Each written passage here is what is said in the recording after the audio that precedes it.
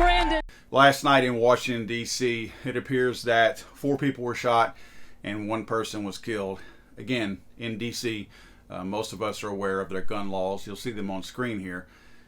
Really, really sad. The 15-year-old was reported to have been calling out for his mother to help him as he breathed his last breath. It's very unfortunate that we continue to deal with this, and the reason why I bring this to you like this is because this is going to be used as a statistic for a mass shooting. I've tried to point this out before, that when we lump every single kind of shooting into the same category, we can't possibly solve them. Because the mind arrives at how they're going to shoot somebody a whole lot differently depending on the situation. In this situation, something popped off. People had guns there illegally, most likely, and something popped off. The person who did the shooting likely did not wake up that morning knowing that he was going to go shoot somebody. They likely did not have a manifesto saying, I'm going to go shoot somebody in downtown D.C.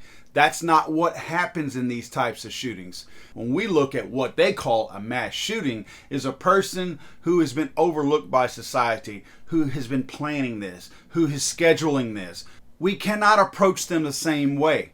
One is strictly a societal issue. This was probably somebody who ran with the wrong crowd, who was doing impulsive stuff, and likely was trying to impress somebody by shooting people. Probably didn't intend to. Probably did not wake up that morning saying, I'm going to shoot people today.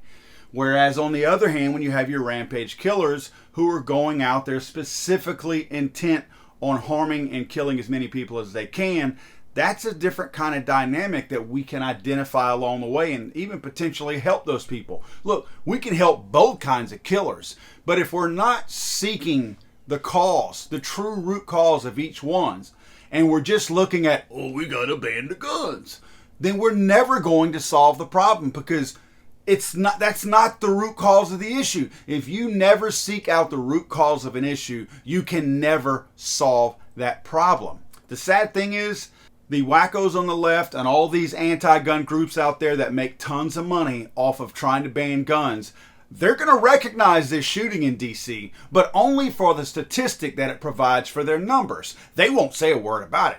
They'll be on TV and on their websites everywhere saying, oh, another mass shooting, but they're not going to really try to do anything to prevent this one, because they know those are people in our base that we don't want to upset. And you know what? That's just going to keep happening. Case in point, how many times do you see them talk about Detroit, Baltimore, Chicago? How many times New Orleans? How many times do you hear them say, what about the gun violence in downtown New Orleans?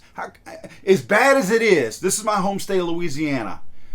Not one anti-gun person is protesting in the 9th Ward in New Orleans, Louisiana. It's because they're really not concerned. They like the fact that those shootings happen so they can use those numbers as statistics, but they're not trying to stop them.